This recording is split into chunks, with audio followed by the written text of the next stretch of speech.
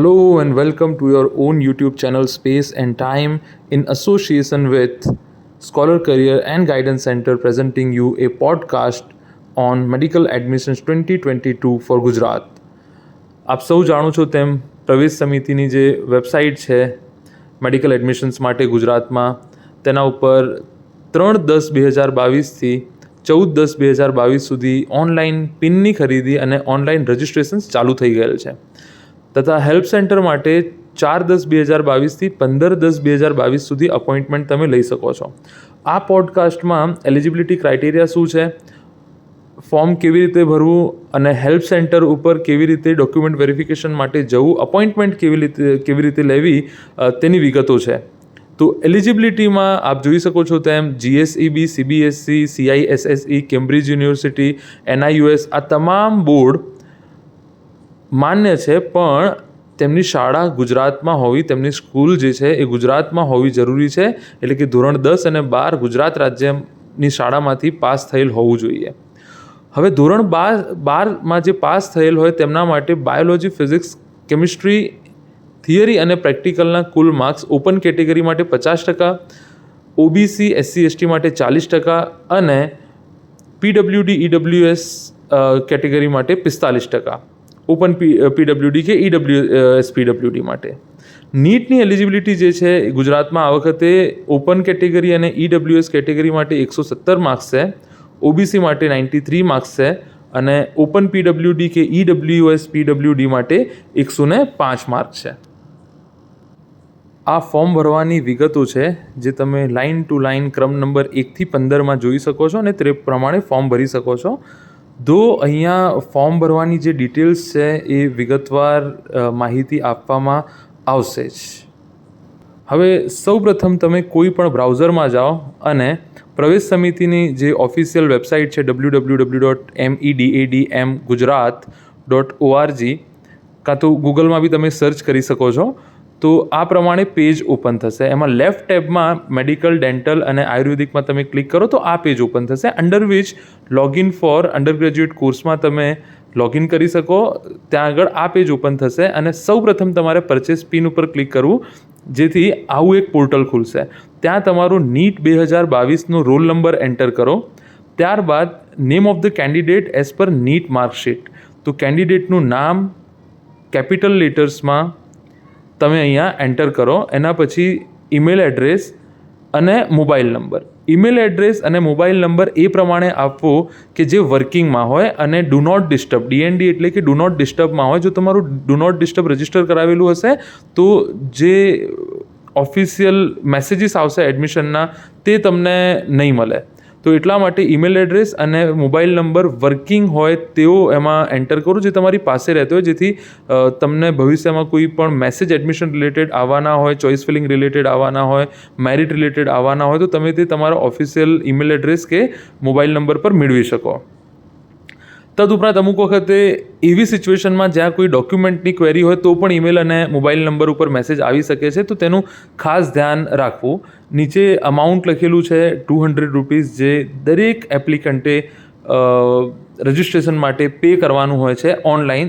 આ જે કામગીરી છે એને પિન ખરીદી કહેવાય. તો પિન ખરીદી માટે નોર્મલી કોઈ બેંકમાં જવાની જરૂર નથી. પિન ખરીદી તમારી આ ઓનલાઈન પોર્ટલ પરથી જ થઈ જશે. પિન એ પર્સનલ આઈડેન્ટિફિકેશન નંબર છે. એમાં કોઈ કાગળ કે કોઈ ડોક્યુમેન્ટની જરૂર નથી. અહીંયાથી આ વિગતો નાખી અને તમે પિન પરચેસ કરી શકો છો. કેપ્ચા નાખો અને પછી પે કરો તેના ઉપર. પે કરવાની સાથે જ એક બીજું ટેબ ખુલશે તમારા બ્રાઉઝરમાં, જેમાં આ પ્રમાણે પેમેન્ટની વિગતો આવશે અને ત્યાં તમે પે વિથ કરી અને કોઈ ક્રેડિટ કાર્ડ કે ડેબિટ કાર્ડથી અથવા UPI કે નેટ બેન્કિંગથી તમે કરી શકો છો. જેમ અહીંયા UPIનો ઉપયોગ કરી અને પેમેન્ટ કરેલું છે તો unified payment interface, Google Pay, Paytm, PhonePe એ બધા UPI તમે અહીંયા એન્ટર કરી શકો છો. તો અહીંયા UPI એડ્રેસ નાખવામાં આવે અને UPI એડ્રેસ નાખ્યા પછી તમે કન્ફર્મ પેમેન્ટ કરશો. કન્ફર્મ પેમેન્ટ કર્યા પછી એ તમને રીડાયરેક્ટ કરશે. તમારા ફોનની રાહ જોશે કે પેમેન્ટ કેટલા વખતમાં આવે છે. અહીંયા ઓકે SBI કરી દીધું, જે UPI એડ્રેસ હોય તે પ્રમાણે. કન્ફર્મ કરતાની સાથે અહીંયા જીપેનું એક ગૂગલ પેથી, કારણ કે અહીંયા કરેલું છે તો એક આવું પોપઅપ વિન્ડો ઓપન થશે અને તે પોપઅપ વિન્ડો થોડા સમય રાહ જોશે જ્યાં સુધી તમે મોબાઈલમાંથી તે 200 રૂપિયા માટે કન્ફર્મેશન ના આપી દો. બેસિકલી કોઈ પણ પેમેન્ટ તમે ઓનલાઈન કરતા હોય તો નોર્મલી આ જે વિગતો છે તમારે એડ કરવી પડતી હોય છે, જેથી તમારા બેંક એકાઉન્ટમાંથી સીધા પૈસા ટ્રાન્સફર થઈ જાય એમના ઓફિશિયલ બેંક એકાઉન્ટમાં. આમ પેમેન્ટ થઈ ગયા પછી બેંક ટ્રાન્ઝેક્શન વિન્ડો ઓપન થશે. પેમેન્ટ એન્ડ રજિસ્ટ્રેશન સ્ટેટસ, એમાં ટ્રાન્ઝેક્શન નંબર, તમારું ફૂલ name, transaction status, bank reference number, payment mode, user ID અને 14 આંકડાનો પિન લખેલો આવશે, જેમાં 14 આંકડાનો પિન અને યુઝર આઈડી જે છેલ્લે બે છે ને, આનું જ સ્ક્રીનશોટ લઈ લો આખું, અને એ સ્ક્રીનશોટ તમે મેલ અને વોટ્સએપ તમારા પેરેન્ટ્સના નંબર ઉપર કે ઘરના નંબર ઉપર કરી રાખો, કારણ કે ફ્યુચરમાં દરેક વખતે લોગિન વખતે યુઝર આઈડી અને 14 આંકડાનું પિન તો તમારી જોડે માંગશે જ. એના પછી આ પેજ ખુલશે. તમે એક વખત once you will submit that detail, તો એમાં લેફ્ટ સાઈડમાં જે છે click here for new registration, ત્યાં ક્લિક કરવાનું છે. રાઈટ સાઈડ ડિટેલ નાખવાની જરૂર નથી, હજુ રજિસ્ટ્રેશન હવે સ્ટાર્ટ થશે. તો પહેલાં તમે click here for new registration કરો. એમાં તમારો જે યુઝર આઈડી છે, જે હમણાં વાત થઈ એમ, એ યુઝર આઈડી નાખો અને જે 14 ડિજિટનો પિન નંબર છે, ઈમેલ એડ્રેસ છે, મોબાઈલ નંબર છે જે પહેલાં તમે નાખેલો છે ત્યાં આગળ, નીટનો રોલ નંબર અને કેપ્ચા છે, તે ડિટેલ સબમિટ કરો. ખાસ ફરીથી કહું છું, યુઝર આઈડી અને 14 આંકડાનો જે પિન નંબર જે તમે હમણાં જસ્ટ પરચેસ કર્યો 200 રૂપિયા આપીને, તે સાચવીને રાખો. દરેક વખતે એ ડિટેલ્સ તમારે લોગિન વખતે નાખવી પડશે જ્યાં સુધી તમારું ફાઇનલ એડમિશન કન્ફર્મ ના થઈ જાય, છેલ્લી પ્રોસેસ સુધી. તો તેને રિલેટેડ અહીંયા વિગતો નાખી અને છેલ્લે પછી તમે સબમિટ કરી શકો છો. અહીંયા હવે સબમિટ કરતાની સાથે નેક્સ્ટ પેજ જે ઓપન થશે, એમાં એડમિશન માટે રજિસ્ટ્રેશન ડિટેલ તમારે નાખવાની આવશે, જેમાં ઓટોમેટિક, કારણ કે જે ડિટેલ્સ તમે આગળ ભરેલી છે તેમાં નીટનો roll number, NEET all India rank, NEET percentile, automatic એ ડેટા ફેચ કરી લેશે નીટના સ્કોર પરથી. તમારે નાખવાની જરૂર નથી. તમારા કેન્ડિડેટનું નામ, મધરનું નામ, ફાધરનું નામ, એ બધું નીટના ફોર્મમાંથી ફેચ કરી લેશે ઓટોમેટિક.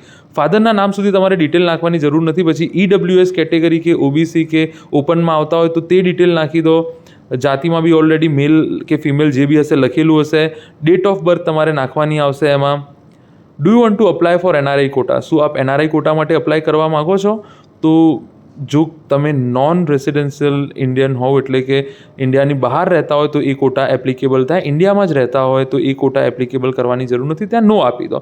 જો ઇન્ડિયાની બહાર રહેતા હોય અને ત્યાંથી તમે અપ્લાય કરતા હોય, લાઈક કે તમારું 10th અને 12th બહારથી થયું છે, કે 10th અથવા 12th ફોરેનમાંથી થયું છે, તો ત્યાં આગળ તમારે યસ આપી શકો ઇન કેસ તમારે NRI કોટામાં એડમિશન લેવું હોય તો. Do you want to apply as PWD, person with disability, જો તમને લાગુ પડતું હોય તો યસ આપો, નહીંતર એમાં તમે નો આપી શકો છો. અહીંયા તમે ડેટ ઓફ બર્થ સિલેક્ટ કરવા માટે જે બી ડેટ ઓફ બર્થ છે તે અહીંયા તમે નાખી શકો. એના પછી તમને નીચે એક ઓર ડિટેલ આવે છે, do you wish to apply or want to apply for open local quota. હવે લોકલ કોટા શું છે? જે અમદાવાદ અને સુરતની મ્યુનિસિપલ કોર્પોરેશનની કોલેજ છે અને તમે અમદાવાદ કે સુરતમાં વસવાટ કરતા હોય તો એમના માટે એક ખાસ કોટા છે, એ બે કોલેજ પૂરતો. તો જો તમે સુરત અને અમદાવાદમાં રહેતા હોય અને તમારા NHL કોટા લોકલ મ્યુનિસિપાલિટી કોલેજમાં તમારે અપ્લાય કરવું હોય અને કરવું જ જોઈએ, તો તમે ત્યાં એપ્લિકેબલ આપી દો. જે લોકો સુરત અને અમદાવાદમાં રહેતા નથી તે લોકો લોકલ કોટા માટે અપ્લાય નહીં કરી શકે, તો તે નોટ એપ્લિકેબલ કરી અને ત્યાં આગળ વધી શકે છે. રાઈટ?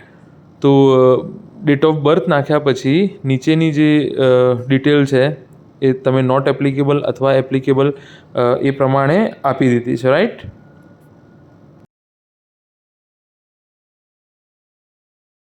એના પછી મોબાઈલ નંબર ઓલરેડી નાખેલો છે તમે. તેના પછી ઓલ્ટરનેટ મોબાઈલ નંબર તમે નાખી શકો છો. ઘરમાંથી કોઈ એક્ટિવ મોબાઈલ યુઝર હોય તો તેનું નાખી શકો તમે. ઈમેલ એડ્રેસ ઓલરેડી જે અગાઉ નાખેલો છે તે જ અહીંયા છે.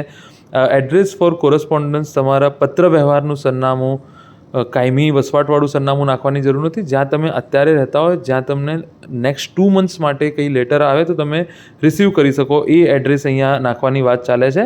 પછી સિલેક્ટ રાજ્યમાં તમે જો ગુજરાત રાજ્યના વતની હોય, જે મોટાભાગના લોકો હશે જ, ત્યાં ગુજરાત નાખે. ઓટોમેટિક તે બાજુના જે ખાલી ખાનું છે ગુજરાત રાજ્ય જે છે એના જમણી બાજુ સિલેક્ટ છે, સિલેક્ટના જમણી બાજુ જે ખાનું છે એ ઓટોમેટિક ત્યાં તમે લેફ્ટ સાઈડમાં ગુજરાત નાખશો તો રાઈટ સાઈડમાં ઓલરેડી ડાયરેક્ટલી ગુજરાત જે છે તે આવી જ જશે. જેવું અહીંયા થયું છે, ક્લિક કરો તો દરેક જે છે ગુજરાત આવી જ જાય છે, રાઈટ.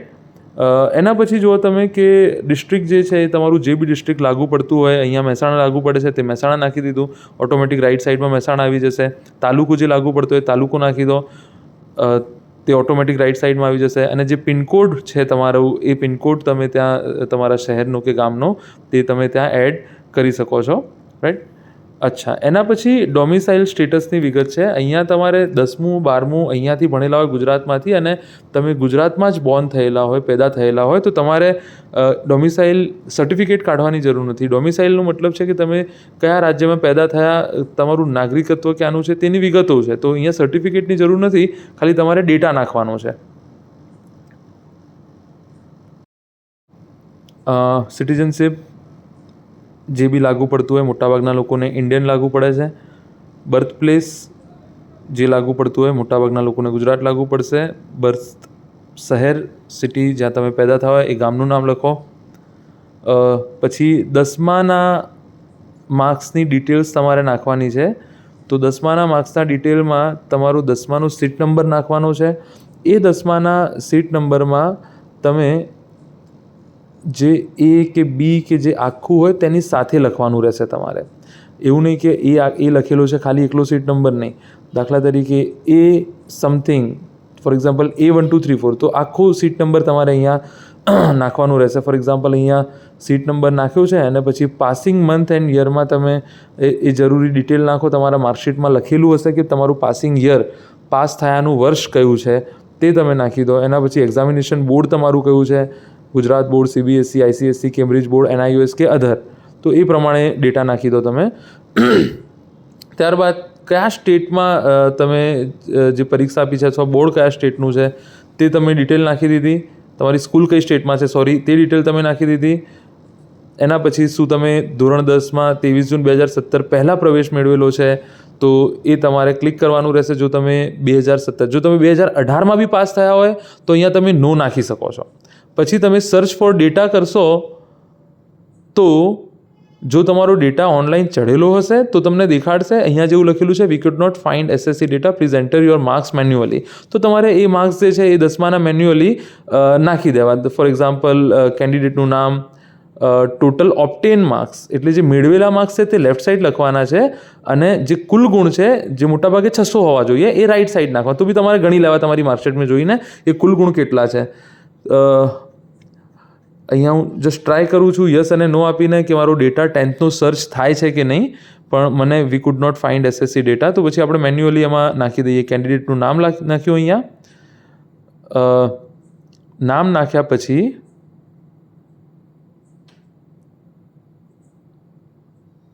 ટોટલ માર્ક્સ મેં અહીંયા ભૂલથી કુલ ગુણ લેફ્ટ સાઈડમાં નાખી દીધા.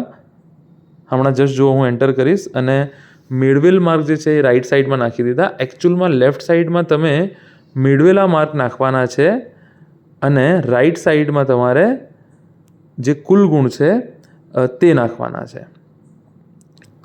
ત્યારબાદ 12થના માર્ક્સની ડિટેલ્સ, 12માના માર્ક્સની ડિટેલ્સ નાખવાની છે. તો તેમાં તમારું સીટ નંબર ઓલરેડી આ વખતે જે કોડ છે EBC જે બી હોય તે બહાર આપેલો છે. તમારે ડાયરેક્ટ જે સીટ નંબર છે તે નાખવાનો છે. પાસિંગ મંથ અને યર એટલે કે પાસ થયાનો મહિનો અને વર્ષ તે તમે એડ કર્યો. એના પછી સેમ એક્ઝામિનેશન બોર્ડ તમારું Gujarat board, CBSE, ICSE, Cambridge, NIOS જે બી અધર બોર્ડ જે બી લાગુ પડતું હોય, તમારી સ્કૂલ કઈ રાજ્યમાં છે તે સિલેક્ટ કરો અને પછી સર્ચ બારનો ડેટા કરો. એના નીચે ટેબ હશે સર્ચ, તો ઓટોમેટિક તમારા માર્કશીટનો જે ડેટા છે તે ફીડ થઈ જશે. મેન્યુઅલી નાખવાની અહીંયા જરૂરી નથી, એ ડેટા તમારો ફીડ થઈ જશે. તેના પછી અપલોડ ફોટોગ્રાફ, તો ફોટો અહીંયાથી તમે અપલોડ કર્યો અને એને 200 KBના નીચે સાઇઝ રાખવી. પેઇન્ટ બ્રશમાં કે ગૂગલમાં તમે સાઇઝ એડજસ્ટમેન્ટ કરી શકો છો કે how to readjust the size of photograph. તો ફોટો ત્યાં આગળ તમે 200 KBનો ઓનલાઈન બી તમે સાઇઝ એની ઓછી કરી શકો છો. એના પછી તમારો અહીંયા પાસવર્ડ નાખો જે બંને વખત નાખવાનું રહેશે અને એના પછી પાસવર્ડ યાદ રહે તેવો અને કોઈ જગ્યાએ લખી રાખજો. પાસવર્ડમાં તમારે @ કે બીજું કંઈ અલ્ફા ન્યુમેરિક નાખશો તો ચાલશે, અલ્ફા નાખવાની જરૂર નથી, લાઈક એટ કે એવું કશું નહીં નાખવાનું. એક કેપિટલ લેટર, બાકી સ્મોલ લેટર અને કંઈ નંબર નાખી દો. એના પછી તમે અગ્રી કરશો અને આગળ ઓટીપી નાખશો તો આ પેજ ખુલશે જ્યાં તમારું રજિસ્ટ્રેશન કન્ફર્મ થઈ જશે અને ત્યાં આગળ તમે અપલોડ ડોક્યુમેન્ટ આપશો તો નેક્સ્ટ પેજ ખુલશે. અપલોડ ડોક્યુમેન્ટ પર ક્લિક કરતાં આ એક પેજ ખુલશે જેમાં તમે ખાસ પહેલાં તો એ કરવાનું કે જે અપલોડ કરવાના છે document, for example 10th marksheet, 12th marksheet, NEET યુજીની માર્કશીટ એટલે કે નીટનું જે સર્ટિફિકેટ છે, તમે ઓનલાઈન જે નીટની માર્કશીટ ડાઉનલોડ કરી હશે તે, school leaving certificate, physical fitness certificate, સિવિલમાંથી MBBS ડૉક્ટરના સહી સિક્કાવાળું તમને નિયત જે એમની વેબસાઇટ છે એ વેબસાઇટ પર પ્રથમ પેજ ઉપર જ તમને મેડિકલ સર્ટિફિકેટ મળી જશે. એ સહી સિક્કા કરીને રેડી રાખવાનું અને આ લેવલ સુધી ફોર્મ ભરાઈ બી ગયું હોય તો તમે 2-4 દિવસ પછી બી લોગિન કરીને આ ડોક્યુમેન્ટ અપલોડ કરી શકો છો. એવું નહીં કે એક જ શ્વાસમાં પહેલાંથી ફોર્મ ભરવાનું ચાલુ કર્યું તો છેલ્લે સુધી ભરી દીધું. તમે ફરીથી લોગિન કરી શકો છો, અહીંયાથી તમે લોગઆઉટ બી થઈ શકો. ફરીથી તમે નેક્સ્ટ ખોલશો તો સીધા અપલોડ ડોક્યુમેન્ટમાં તમને ત્યાં આગળ લઈ જશે. અધર ડોક્યુમેન્ટમાં એક વસ્તુ બીજી ધ્યાન રાખવાની છે કે દાખલા તરીકે જો વિદ્યાર્થી વતી વાલી જવાનો હોય વેરિફિકેશન સેન્ટરમાં ડોક્યુમેન્ટ વેરિફિકેશન માટે, એ શું છે હું નેક્સ્ટ તમને કહીશ. ડોક્યુમેન્ટ વેરિફિકેશન તો વેરિફિકેશન માટે જો વાલી જવાનો હોય, વિદ્યાર્થી ગેરહાજર રહેવાનો હોય તો તેનું ફોર્મ પણ જે વેબસાઇટ છે ઓફિશિયલ એના ફર્સ્ટ પેજ ઉપર ઓથોરિટી લેટર હશે. એ ઓથોરિટી લેટરમાં વિદ્યાર્થીનો ફોટો, જે વેરિફિકેશન માટે જવાનો હશે તેનો ફોટો. આ ક્યારે લેટર તમારે જોશે? જ્યારે વિદ્યાર્થી વેરિફિકેશન માટે ના જઈ શકતો હોય, ગેરહાજર રહેવાનો હોય ત્યારે એ લેટર જોશે અને એના પછી વિદ્યાર્થીની સહી, વાલીની સહી અને જરૂરી ડેટા ભરી અને એ ડોક્યુમેન્ટ અધર ડોક્યુમેન્ટમાં તમે અપલોડ કરી શકો છો. તો આ બાબતનું એક ખાસ ધ્યાન રાખવું અને બધા જ 200 KB કે 150 KBની આસપાસના સાઇઝના જે ઇમેજીસ છે તે કરી આ બધા જે ડોક્યુમેન્ટ્સ છે તેની અને કોઈ ફોલ્ડરમાં એને મૂકી રાખવા જેથી કરીને અપલોડ કરવામાં તમને આસાની રહે.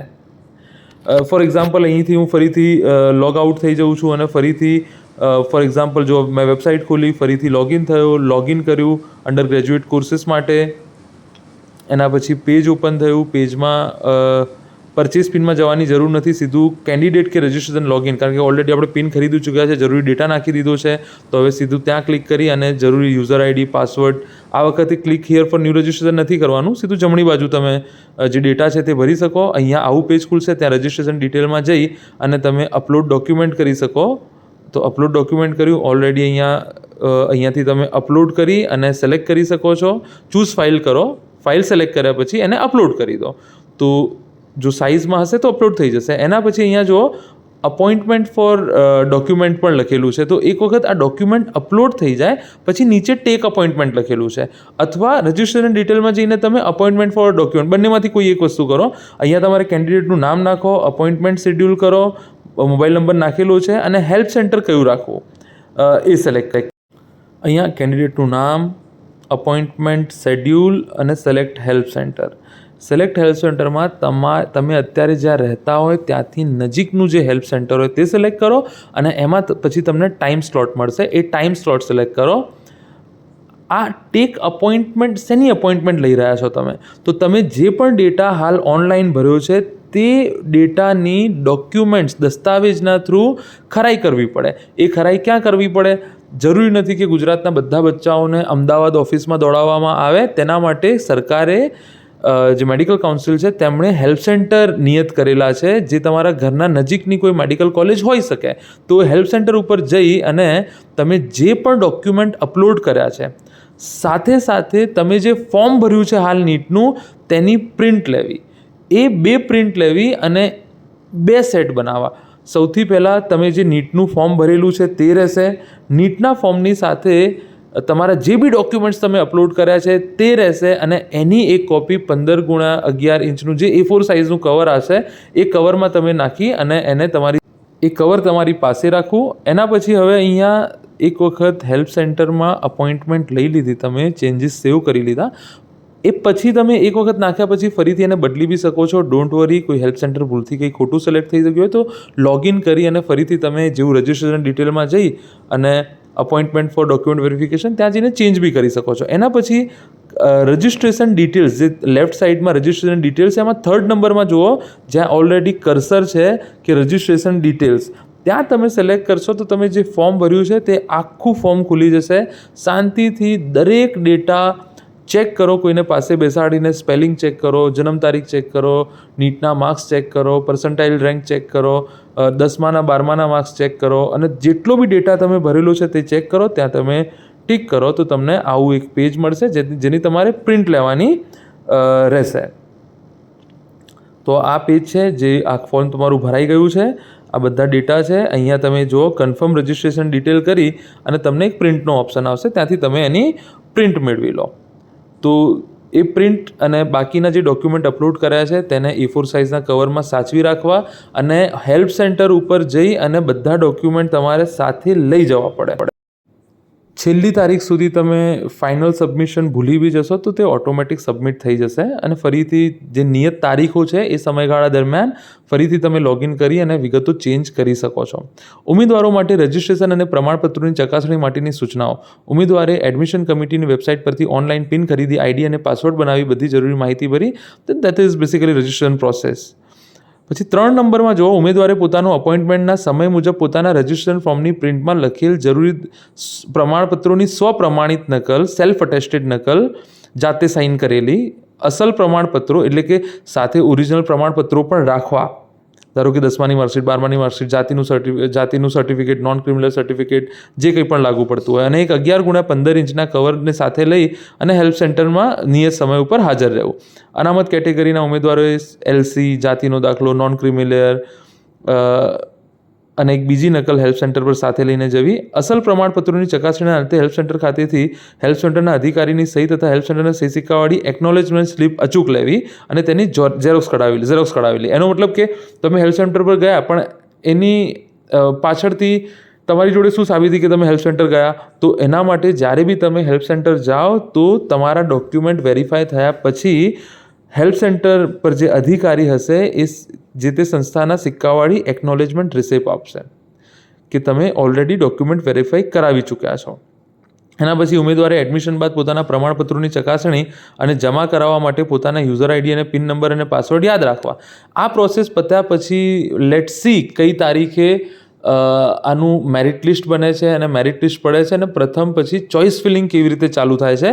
તો ચોઇસ ફિલિંગના પહેલાં સુધીનો બધો જ પાર્ટ આ પોડકાસ્ટમાં આપણે કવર કરી લીધું છે. ત્યાર પછી તમે આ પત્યા પછી જરૂરી તમારી કઈ કોલેજમાં એડમિશન લેવું છે, ક્યાં મળી શકે છે, ક્યાં નથી મળી શકતું, જેને લાસ્ટ યરનું કમ્પાઇલર રિપોર્ટ જેને કહેવાય, એ તમે થોડું સ્ટડી કરી રાખો. તમારા મેરિટ પ્રમાણે તમને લાસ્ટ યરના મેરિટના હિસાબથી ક્યાં એડમિશન મળી શકે છે, કઈ સ્કોલરશિપ મળી શકે છે, એ બધાનું તમારે ધ્યાન રાખવું પડે. તો હવે પછી ચોઇસ ફિલિંગ અને સ્કોલરશિપ રિલેટેડ જે બી વિડીયોઝ છે તે આગળના પોડકાસ્ટમાં રજૂ કરીશું. Thank you so much for attending. Subscribe two this channel. Thank you.